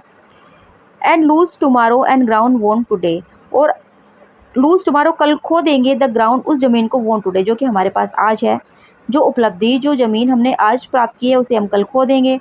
And do not we wanderer await it too, और क्या हम भी यात्री इसकी प्रतीक्षा नहीं कर रहे हैं। तो पोइट कहते हैं कि जो स्कॉलर जिप्सी है वो क्या करते हैं, वो आकाश से किसी दिव्य प्रेरणा की प्रतीक्षा करता है, और वहीं पर हम क्या करते हैं, हम अपने हल्के और अंधविश्वासी विश्वासों पे ही भरोसा रखते हैं। हमने कभी गहराई से महसूस ही नहीं कर पाए, और हमारे संकल्प भी अस्पष्ट रहे हैं, और हमारी जो अंतर्दृष्टि थी उसका कभी कार्यों में उसने परिणाम ही नहीं दिया। हम सोचते हैं लेकिन वो कर नहीं पाते। हर साल नई शुरुआत होती है और नई निराशाएं भी हमारे सामने आ जाती है। हम जीवन में संकोच करते हैं, और जो हमने उपलब्धि आज प्राप्त की है वो हम कल खो देंगे। लेकिन फिर भी क्या हम भी उसी दिव्य प्रेरणा की प्रतीक्षा नहीं कर रहे? यस, हाँ, वी अवेट इट, हम भी प्रतीक्षा करते हैं, बट इट स्टिल डिलेज, लेकिन ये अभी भी विलंबित है, अभी भी इसमें देर हो रही है। एंड देन, और फिर वी सफ़र, हम दुख भोगते हैं। एंड अमंगस्ट अस, और हमारे बीच में से, वन, एक व्यक्ति, हु मोस्ट हैज सफ़र, जो कि सबसे ज़्यादा दुख देखता है, टेक्स डिजेक्टेडली, उदासी के साथ, हिज सीट अपॉन, तो वो अपना सिंहासन बना लेता है, वो सिंहासन पर बैठ जाता है, द इंटेलेक्चुअल थ्रोन, बौद्धिक सिंहासन पर, तो वो बौद्धिक सिंहासन पर बैठ जाता है। एंड ऑल हिज स्टोर, और अपने जो स्टोर करके उसने रखा था अपने सैड एक्सपीरियंसेस का, ही वो less brace of rest days, दुखद दिनों को खुला खुला प्रकट करता है। लेस बेयर होता है प्रकट करना, रेस्ट डेज अपने दुखद दिनों को। तो वो कहते हैं कि हम भी प्रतीक्षा करते हैं, लेकिन जब प्रतीक्षा में विलम्ब होता है तो हम थक जाते हैं, हम दुख भोगते हैं, और हम में से कोई एक ऐसा इंसान जिसने सबसे ज़्यादा दुख भोगा हो, वो बौद्धिक सिंहासन पर बैठ जाता है और अपने दुखों को, अपने दुखद अनुभवों को वो फिर बताता है। टेल्स अस, वो हमें बताता है, हिज मिजरीज बर्थ, कि उसका जन्म, एंड ग्रोथ, उसका विकास, एंड साइंस, और उसके संकेत, तो वो अपने दुख के जन्म, विकास और संकेत को बताता है। And how the dying spark of hope was fed, और कैसे जो है डाइंग स्पार्क, मरी हुई किरण, ऑफ होप, आशा की, वाज फेड, पोषित किया गया, कि कैसे उसने अपनी जो निराशा को आशा में बदला, कैसे उसकी जो एक तरह से मरी हुई किरण थी आशा की, उसने उसको पोषित किया, निराशा को आशा में फिर से उसने बदला। एंड हाउ, और कैसे द ब्रेस्ट, जो हृदय था वह सूथिल, उसको शांति दी। एंड हाउ द हेड, और कैसे उसने अपने सिर को। And all is hourly varied anodynes, और उसके सभी घड़ी घड़ी वेराइड, जो अवरली है मतलब घड़ी घड़ी, वेराइड बदलने वाले, एनोडाइंस, एनोडाइंस होता है दर्द निवारक, जो शांति देने वाले उपाय हैं। तो उसने सभी बार बार जो है उसने अपने शांति देने वाले उपायों को कैसे बदला। तो यहाँ पर पोइट कहते हैं कि हम भी उस दिव्य प्रेरणा की प्रतीक्षा करते हैं, लेकिन वो देर से आती है और इस बीच हम दुख भोगते हैं। हमारे बीच जो व्यक्ति है वो सबसे अधिक, उनमें से जो सबसे अधिक दुख झेल चुका होता है, वो अपने ज्ञान और अनुभव के सिंहासन पर बैठता है और फिर हमें अपने दुख, अपना जन्म, अपना विकास और अपनी आशा को कैसे बनाए रखे, किस तरह से अपने हृदय और मस्तिष्क को शांति दे, ये सब बताता है। इसके साथ ही वो अपनी घड़ी घड़ी की राहत देने वाली तकनीकें भी साझा करता है। दिस फॉर आवर विशिष्ट and we other pine, this for our wisest, wisest होता है बुद्धिमान लोग, यहाँ हमारे सबसे बुद्धिमान लोगों के लिए है। एंड वी अदर्स पाइन, और बाकी लोग व्याकुल रहते हैं। तो यह हमारे सबसे बुद्धिमान लोगों के लिए है और बाकी लोग जो है वो तड़पते रहते हैं। And wish the long unhappy dream would and, और चाहते हैं कि ये जो उनका लंबा दुखद सपना है ये खत्म हो जाए। And waive all claims to bliss, और वो सभी सुखों की मांग छोड़ दें। एंड ट्राइज टू बियर, और उसे सहने की कोशिश करें। With close lipped patience, close lipped शांत और चुपचाप धैर्य रखना, लिप्ड होठ यानी कि बंद किए हुए होठ, close lipped patience for our only friend, हमारे एकमात्र मित्र के लिए बंद होठ धैर्य के साथ। सैड पेशेंस, दुखी धैर्य, too near neighbour to despair, जो कि निराशा का बहुत ही करीब पड़ोसी है। But none has hope like thine, लेकिन किसी के पास तुम्हारी आशा नहीं है। Thou through the fields and through the woods dost stay, तुम ग्रामीण इलाकों में, थ्रू द फील्ड्स, फील्ड्स होता है खेतों में, एंड थ्रू द वुड्स और जंगलों में घूमते रहते हो। रोमिंग द कंट्री साइड, ग्रामीण इलाकों में भटकते रहते हो। ए ट्वेंट बॉय, एक शरारती लड़के की तरह। नर्सिंग दाई प्रोजेक्ट, अपना जो प्रोजेक्ट है, तुम्हारा जो सपना है उसको तुम पोषित करते रहते हो। इन क्लाउडेड जॉय, बिना किसी बाधा के, बिना किसी बाधा की खुशी से उसको पोषित करते रहते हो। And every doubt long blown by time away, और जो हर संदेह है वो समय के साथ दूर उड़ जाता है। तो यहाँ पर पोइट बताते हैं कि जो सामान्य लोग हैं वो दुखी हैं और वो लंबे दुखद सपनों को समाप्त करने की इच्छा रखते हैं। वे अपने सुख का दावा छोड़कर चुपचाप धैर्य रखते हैं, जो लगभग निराशा के ही करीब है। लेकिन स्कॉलर जिप्सी के पास क्या है? एक विशेष आशा है। वो खेतों और जंगलों में भटकता है, ग्रामीण इलाकों में घूमता है और अपने सपनों को, अपनी योजनाओं को बिना किसी बाधा के खुशी से पोषित करता है और समय के साथ साथ उसके सभी संदेह भी दूर हो जाते हैं। Born in days when wits were fresh and clear, तो अब पोइट कहते हैं कि तुम ऐसे समय में जन्मे थे जहाँ पर जो विट्स थी ना, जो बुद्धि थी, वो फ्रेश थी और क्लियर थी, ताज़ा थी और वो साफ थी। एंड लाइफ, और जो जीवन था, रैन दौड़ता था गेली उतनी ही खुशी से एज जितनी की द स्पार्कलिंग थेम्स, ये चमकती हुई नदी, जितनी खुशी से चमकती हुई थेम्स नदी दौड़ती है उतनी ही खुशी से दिन गुजरते थे, जीवन गुजरता था। Before this strain disease of modern life, तुम ऐसे समय में जन्मे हो जो कि इस मॉडर्न लाइफ की अजीबोगरीब बीमारी से पहले था, क्योंकि अब मॉडर्न लाइफ आ चुकी है तो वो मॉडर्न लाइफ को एक अजीबोगरीब बीमारी बताते हैं। With its stick Hari, it's divided AIIMS, तुम उस समय में जन्मे हो जो कि पहले था, किससे? इस मॉडर्न लाइफ की बीमारी से। और मॉडर्न लाइफ में क्या क्या है? मॉडर्न लाइफ में क्या है? तेज़ी से भागना है, दौड़ना है, डिवाइडेड एम्स है, यानी कि उद्देश्य जो है जो डिवाइड हुए रहते हैं, कोई एक उद्देश्य पर नहीं टिका रहता। इट्स हेड ओवर टेक्सटेड, यहाँ के जो लोग हैं वो क्या है? भरे हुए हैं, उनका दिमाग बिल्कुल थका हुआ है, उनका जो हृदय है वो पेलसाइड है, यानी कि लकवाग्रस्त है। वास राइफल, राइफ होता है वो प्रचलित। फ्लाई हैंड्स, तो वो कहते हैं कि तुम यहाँ से दूर चले जाओ। अवर कॉन्टैक्ट फियर, तुम हमारे संपर्क में मत आओ, हमारे संपर्क में आने से भी डरो, क्योंकि हम लोग जो है, हम लोग क्या है, हमारे दिमाग थके हुए हैं, हमारे उद्देश्य भटके हुए हैं, हमारा दिल भी लकवाग्रस्त है। लेकिन तुम तो इस समय से पहले जन्मे हो, उस टाइम जो बुद्धि थी वो क्लियर हुआ करती थी, तो हमारे पास मत आओ, हमसे दूर भागो। स्टिल फ्लाई, दूर भागो। Plunge deeper in the bowering wood, bowering wood होता है पत्ते और शाखाओं से ढका हुआ जंगल, और क्या करो? प्लंग, डुबो दो, डीपर गहराई में, इन द बॉवरिंग वुड जंगल में, यानी कि इस जंगल में चले जाओ, जो पत्तों और शाखाओं से ढका हुआ जंगल है इसकी गहराई में चले जाओ। Averse as Dido did with gestures stand, वैसे ही जैसे कि डिडो ने किया था with the jesters stand. Jesters stand होता है कठोर इशारा। डिडो ने कठोर इशारों के साथ विरोध किया था।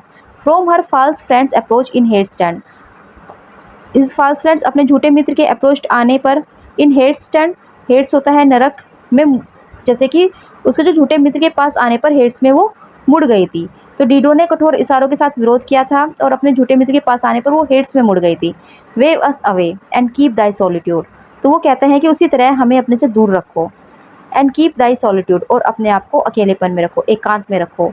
तो जो ये डिडो थी, ये डिडो टायरे की रानी थी और ये एक विडो थी। इनके पति थे साइकेयस, उनकी डेथ हो गई थी और उनकी डेथ के बाद डिडो ने वो शहर छोड़ दिया था। डिडो ने अफ्रीका में कैथरीज नामक शहर की स्थापना की थी। रोम का एक महाकाव्य है एनिड। तो एनिड में एक एनिस है जो कि ट्रोजन हीरो है, वो डिडो से मिलता है और उससे प्रेम करता है। एनिस को ईश्वर का आदेश मिलता है कि उसे रोम जाने के लिए डिडो को छोड़ देना चाहिए। तो डिडो का दिल टूट जाता है और वो आत्महत्या कर लेती है।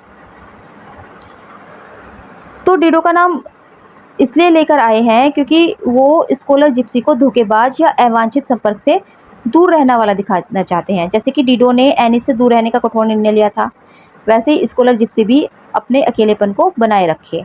तो ऐसे ही यहाँ पर मैथ्यू आर्नोल्ड स्कॉलर जिप्सी से कहते हैं, स्टिल नर्सिंग द अनकॉन्क्वेरेबल होप।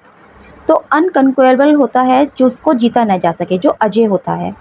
तो वो यहाँ पर मैथ्यू आर्नोल्ड बोलते हैं कि जो स्कॉलर है, जो स्कॉलर जिप्सी है, वो अभी भी अपनी उस अजेय आशा को पोषित करता रहता है। Still clutching the inviolable shade. Inviolable shade होता है अछूती छाया, एक सुरक्षित छाया जिसे कोई छू नहीं सकता। तो अभी भी वो उस अछूती छाया को थामे रखता है। With a free onward impulse brushing through. Free स्वतंत्र, ऑनवर्ड इम्पल्स, इम्पल्स होता है प्रवाह, आगे बढ़ता हुआ, ब्रशिंग थ्रू धीरे धीरे गुजरना। एक स्वतंत्र आगे बढ़ते हुए प्रवाह के साथ वो बहता रहता है। बाय नाइट, और रात में, the silver branches of the glade. तो सिल्वर ब्रांचेस होते हैं चांद जैसी चमक वाली शाखाएं, और ऑफ द ग्लेड खुले घास वाली जगह। ग्लेड होती है खुली घास वाली जगह। रात में खुली घास वाली जो जगह है जहाँ पर चांद जैसी चमकने वाली शाखाएं हैं, वो वहाँ से गुजरता है। Far on the forest skirts where none pursue, और दूर जंगल के किनारों पर, स्कर्ट्स होता है किनारे, वेयर नन परस्यू जहाँ पर कोई पीछा न करे। On some mild pastoral slope, किसी शांत और हरित ढलान पर। तो इन जगहों से वो गुजरता रहता है। एमर्स, उभरना, और wrestling on the moonlight pales, और चांदनी में रेस्टिंग, आराम करता है। कहाँ पर? ऑन द मूनलाइट पेल्स, जो रोशनी जहाँ पर पड़ती है उन सतहों पर। तो वो उभरता है, जो ढलान पर वो उभरता है और उसके बाद चांदनी में रोशनी पड़ी सतहों पर वो विश्राम करता है। Freshens thy flowers as in former years. Freshens, अपने फूलों को पहले की तरह ताज़ा करना। विद ड्यू, और लिसन विद एन्चेंटेड ईयर्स, ओस या जादुई कानों से सुनना। From the dark dingles to the nightingales. From the dark dingles होते छोटी गहरी वन जैसी घाटी एक तरह से। नाइटिंगल्स, बुलबुल, अंधेरी गहरी घाटियों से बुलबुलों की आवाज़ सुनना। तो यहाँ पर वो स्कॉलर जिप्सी के बारे में बताते हैं कि जो स्कॉलर जिप्सी है वो अभी भी अपनी अजेय आशा को बनाए रखता है। वह सुरक्षित और अछूते जंगल की छाया में स्वतंत्र रूप से घूमता है। रात में वो जंगल के किनारों, शांत हरित ढलानों में चलता है, चांदनी में विश्राम करता है, अपने फूलों को ताज़ा करता है, अपने जादुई कानों से बुलबुल हैं जो उनकी मधुर आवाज़ सुनता है। बट फ्लाई अवर पाथ्स, लेकिन यहाँ पर मैथ्यू आर्नोल्ड कहते हैं कि स्कॉलर जिप्सी अभी भी ये सब करता है, अभी भी वो घूमते हुए दिखाई देता है, लेकिन उसको वार्न करते हैं कि हमारे रास्तों से दूर चले जाओ। अवर फेवरिस कॉन्टैक्ट फ्लाई। फेवरिस होता है उग्र, बेचैन, जो हमारे उग्र संपर्क हैं उनसे दूर भागो। फॉर, क्योंकि strong the infection of our mental stripe. Mental stripe होता है हमारा मानसिक संघर्ष, क्योंकि जो हमारा मानसिक संघर्ष है ना, उसको जो इन्फेक्शन है, जो प्रभाव है, वो बहुत ही स्ट्रॉन्ग है। विच दो इट गिव्स नो ब्लिस, हालांकि ये तुम्हें क्या कोई सुख न देगा, येट, लेकिन फिर भी स्पॉइल्स फॉर रेस्ट, तुम्हारे विश्राम को भी ये बिगाड़ देगा। जो भले ही कोई सुख न दे, लेकिन तुम्हारे सुख को भी ये बिगाड़ देगा, तुम्हें नुकसान पहुंचाएगा। And we should win thee from thy own fair life, और हम क्या करेंगे? वी शुड विन दी, तुम्हें जीत लेंगे या तुम्हें दूर कर देंगे। From thy own fair life, तुम्हारे अच्छे जीवन से। तुम्हारा जो ये फेयर लाइफ है, अगर तुम हमारे संपर्क में आओगे तो हम तुम्हें इस सुंदर जीवन से दूर कर सकते हैं। लाइक अस डिस्ट्रैक्टेड, तुम हमारी तरह डिस्ट्रैक्ट हो जाओगे, लाइक अस अनब्लेस्ड, और हमारे जैसे अशुभ हो जाओगे। सून सून दाई चीयर वुड डाई, और जल्दी ही तुम्हारी जो ये चीयर है, तुम्हारी जो प्रशंसा है वो समाप्त हो जाएगी। दाई होप्स, तुम्हारी जो आशाएं है, ग्रो टाइमलेस, टाइमलेस होते डरपोक, तुम्हारी आशाएं डरपोक बन जाएगी। एंड अनफिक्स्ड दाई पावर्स, और तुम्हारी जो अक्षमताएं हैं वो अनफिक्स्ड हो जाएगी, अस्थिर हो जाएगी। एंड दाई क्लियर एम्स, और जो तुम्हारे साफ उद्देश्य हैं, स्पष्ट उद्देश्य हैं, बी क्रॉस, वो उलझ जाएंगे। एंड शिफ्टिंग मेड, और वो बदलते रहेंगे, उसमें शिफ्ट, वो अपने आप को शिफ्ट कर लेंगे। जैसे इंसानों के बारे में बताया था मैथ्यू आर्नोल्ड ने कि उनके उद्देश्य बदलते रहते हैं। एंड देन, और फिर दाई ग्लैड, जो तुम्हारा खुशहाल पेरेनियल यूथ, दीर्घकालिक यानी कि लंबे समय तक जो तुम्हारा यौवन है वुड फेड, वो फेड हो जाएगा, धीरे धीरे फीका पड़ने लगेगा। फिर तुम्हारा खुशहाल और लंबे समय तक चलने वाला यौवन भी धीरे धीरे फीका पड़ जाएगा, फेड, फीका पड़ जाएगा। And grow old at last, और तुम अंत में बूढ़े हो जाओगे। एंड डाई लाइक आवर्स, और हमारी तरह मर जाओगे। तो यहाँ पर स्कॉलर जिप्सी कहते हैं कि स्कॉलर जिप्सी से कहते हैं मैथ्यू आर्नोल्ड कि तुम जो है हमारे रास्तों से, हमारे मानसिक संघर्षों से दूर रहो। हमारे संघर्ष और हमारी चिंता तुम्हारे जीवन को बिगाड़ सकते हैं, और तुम हमारे जैसे ही विचलित हो जाओगे, तुम हमारे जैसे अशुभ बन जाओगे, तुम्हारी खुशियाँ सब खत्म हो जाएंगी, तुम्हारी आशाएं डरपोक हो जाएंगी, तुम्हारी आशाएं निराशा में बदल जाएंगी, तुम्हारी अक्षमताएं अस्थिर हो जाएंगी, तुम्हारे जो स्पष्ट उद्देश्य हैं वो उलझ जाएंगे, और जो तुम्हारी ये लंबे समय वाली युवा अवस्था है ये भी फीकी पड़ जाएगी। तुम जल्दी ही बूढ़े हो जाओगे और तुम जल्दी ही मरने योग्य बन जाओगे, इसीलिए तुम हमारे संपर्क से तो दूर ही रहो। तो यहाँ पर एक तरह से पोइट कहना चाहते हैं कि जो मॉडर्न लाइफ है, मॉडर्न लाइफ में जितना एक तरह से करप्शन, जितनी गलत गलत चीज़ें हो रही हैं वो सब पहले नहीं थी। तो जो पहले के लोग थे वो बहुत ही सीधे और बहुत अच्छे होते थे। तो इसीलिए मैथ्यू आर्नोल्ड कहता है कि तुम हमारी लाइफ में मत आओ, जो हमारा जीवन है उससे तुम दूर ही रहो, हमारी दुनिया से, हमारी मॉडर्निटी से तुम दूर रहो। Then fly our greetings, fly our speech and smiles. फिर वो कहते हैं कि हमारी जो शुभकामनाएं हैं, हमारी जो स्पीच है, बातें हैं, या हमारी जो मुस्कान है, उनसे भी दूर रहो। तो इसका मतलब है कि आर्नोल्ड बोलते हैं कि केवल हमारे दुखों से, हमारे संघर्षों से ही मत बचो, हमारी खुशियों से भी बचो, क्योंकि हम लोगों की जो खुशियाँ है ना वो भी बेकार ही है तुम्हारे लिए, वो भी तुम्हारे लिए सही नहीं है। जैसे कि अब वो एग्जाम्पल देते हैं कि मानो सम ग्रेव टायरन ट्रेडर, कि कोई गंभीर टायरन ट्रेडर है, टायरन व्यापारी है, फ्रॉम द सी। तो जो व्यापारी थे वो पहले समुद्र में व्यापार किया करते थे, समुद्र से एक तट से दूसरे तट पर जाते थे अपना सामान लेकर। तो वो समुद्र से देखता है, डेस्क्राइड, धीरे मतलब ध्यान से देखता है, एट सनराइज, सुबह के समय, एन एमर्जिंग प्रो, एक उभरता हुआ नाव का आगे का हिस्सा, lifting the cool haired creepers stealthily, और वो कहाँ से आ रहा था, धीरे धीरे झाड़ियों और बेलों को वो उठा रहा था ऊपर। The fringes of a southward facing brow, और जो दक्षिण की ओर मुंह करने वाला पहाड़ है उसके किनारे से वो निकल रहा था। Among the Aegean isles, Aegean के जो द्वीप है उनके बीच से। And saw the merry Grecian coaster came, और फिर वो देखता है एक मैरी यानी कि बहुत ही खुश मिजाज होता है जो अच्छा, ग्रेशियन ग्रीक, कोस्टर तटीय नाव, कम आते हुई। तो इसका मतलब ये है कि एक समुद्र है, एक समुद्र है बड़ा सा, जिसमें एक नाव है या एक जहाज है किसी ट्रेडियन का, टायरियन ट्रेडर है कोई, और वो देखता है कि उधर से जहाँ पर कि एक पहाड़ है साउथ की ओर मुंह करे हुए, वहाँ पर बेले और जो घास वगैरह है, तो वहाँ से वो एक नाव को आते हुए देखता है।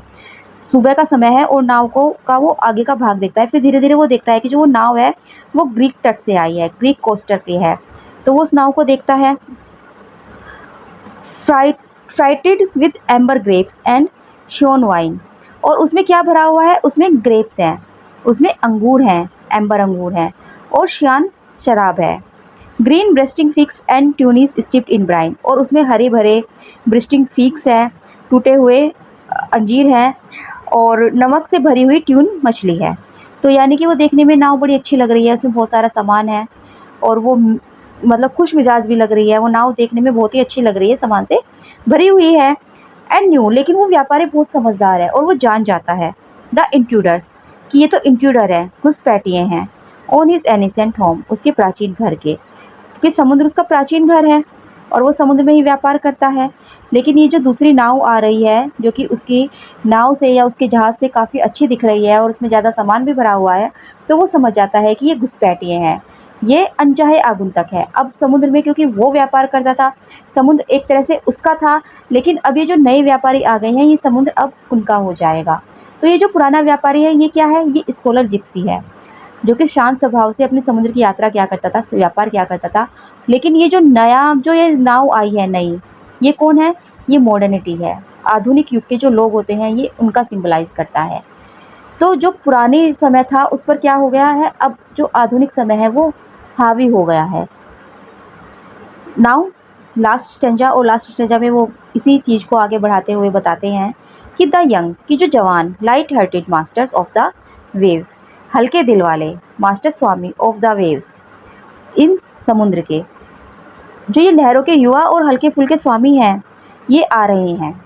अब जो यंग लोग हैं, इसका मतलब जो मॉडर्न है, जो मॉडर्निटी में जो यंग लोग हैं, वो आते हैं एंड स्नैच्ड हिज रडर, और जो वो व्यापारी था उससे उसकी नाव की पतवार को झपट लेते हैं and shook out more sail, और अपने जो सेल है, अपने जो पाल है नाव की, उसको और ज़्यादा वो फैला लेते हैं।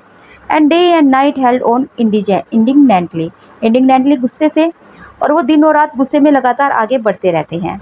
Over the blue midland waters with the gale, तो गेल हवा के साथ नीले मध्य समुद्र में हवा के साथ साथ वो आगे बढ़ते रहते हैं। बिटविक्स्ट द साइराइट्स एंड सॉफ्ट सिसिली, ये दोनों समुद्र तट हैं। साइराइट्स एक बहुत ज़्यादा भयंकर समुद्र है, और सॉफ्ट सिसिली जो है वो सॉफ्ट है। तो एक शुष्क समुद्री क्षेत्र और एक मृदु कोमल समुद्री क्षेत्रों के बीच में वो झूलते रहते हैं, बीच में वो घूमते रहते हैं। To where the Atlantic waves, जहाँ पर जो अटलांटिक महासागर है वो उग्र है, उसका एक तरह से मतलब जो समुद्र के बीचों बीच चले जाते हैं, जहाँ पर समुद्र बहुत ज़्यादा उग्र हो जाता है, तो वहाँ पर वो जाते हैं। ये जो यंग है, क्योंकि जो पुराने व्यापारी थे वो समझदारी से चलते थे, लेकिन ये यंग कहाँ जा रहे हैं? ये सिर्फ हवा की दिशा में बहते जा रहे हैं, जहाँ पर हवा इन्हें लेकर जा रही है, और ये गुस्से में बस आगे ही बढ़ते जा रहे हैं। इन्होंने अपनी नाव की पाल को और ज़्यादा फैला लिया है।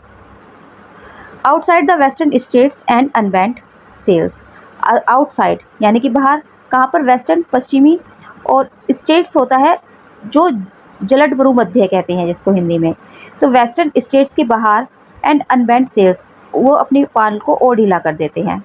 देयर वेयर, वहाँ पर, जहाँ की डाउन क्लाउडी क्लिफ्स, बादली चट्टानों से, थ्रू सीट्स ऑफ फोम, बादली चट्टानों से क्या होती है? Down cloudy cliffs through sheets of foam, foam की जो चादरों के बीच बादली चट्टाने हैं। Shy traffickers the dark librarian come, shy traffickers होते हैं संकोची व्यापारी। द डार्क आइब्रियन कम, गहरे रंग के आइब्रियन आते हैं। आइब्रियन जो है ये स्पेन और पुर्तगाल के लोग हैं। एंड ऑन द बीच, और उस बीच पर, अनडिड हिज कॉर्डेड बेल्स, अपनी जो रस्सियों से बंधे हुए माल थे उनको वो खोल देते हैं। तो एक तरह से ये जो स्कॉलर जिप्सी का जो जीवन है, और उसकी तुलना वो किससे कर रहे हैं? वो व्यापारी की यात्रा से करते हैं। तो व्यापारी के जो समुद्र मार्ग में युवा और निश्चिंत नाविक है ना, वो उस व्यापारी की पतवार को पकड़ लेते हैं। व्यापारी तो बड़े आराम से यात्रा कर रहा था, अपना काम कर रहा था समुद्र में, अपने दिमाग को यूज़ करके वो आगे बढ़ रहा था। लेकिन ये जो युवा लोग हैं, ये क्या करते हैं? ये बस हवा की दिशा में ही आगे बढ़ते रहते हैं, अपनी पाल को फैलाते हैं और दिन रात समुद्र में आगे बढ़ते रहते हैं। और वो जो मेडिटेरेनियन के खतरनाक हिस्सों में भी जाते हैं, शांत हिस्सों में भी जाते हैं, अटलांटिक के उग्र पानी में भी जाते हैं, पश्चिम जो जलद मरुमध्य है उसके पार चले जाते हैं।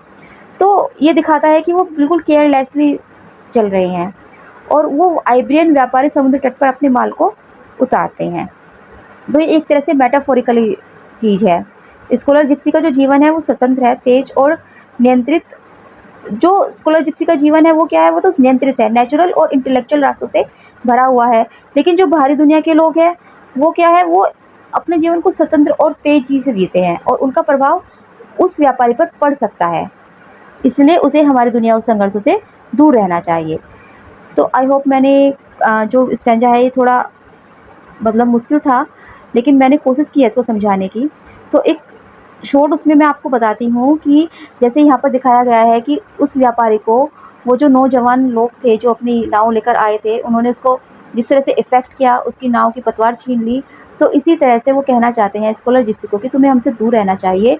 कहीं जो हमारी खुशियाँ हैं, हमारे जो दुःख संघर्ष है वो तो है ही, वो तो आपको तुम्हें प्रभावित करेंगे ही, लेकिन हमारी खुशियाँ भी तुम्हें प्रभावित कर सकती है। जिस तरह से ये जो नाविक आए थे, ये बहुत ही खुश लग रहे थे और इनकी नाव भी भरी हुई थी, लेकिन फिर भी उन्होंने उस व्यापारी को इफ़ेक्ट किया। तो इसी तरह से हमारी खुशियाँ भी तुम्हें इफ़ेक्ट कर सकती है।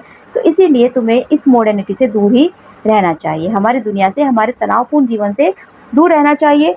और क्योंकि अगर तुम हमारी दुनिया में शामिल हो गए तो तुम्हारी खुशियाँ, तुम्हारी आशाएँ सब कुछ खो जाएगी।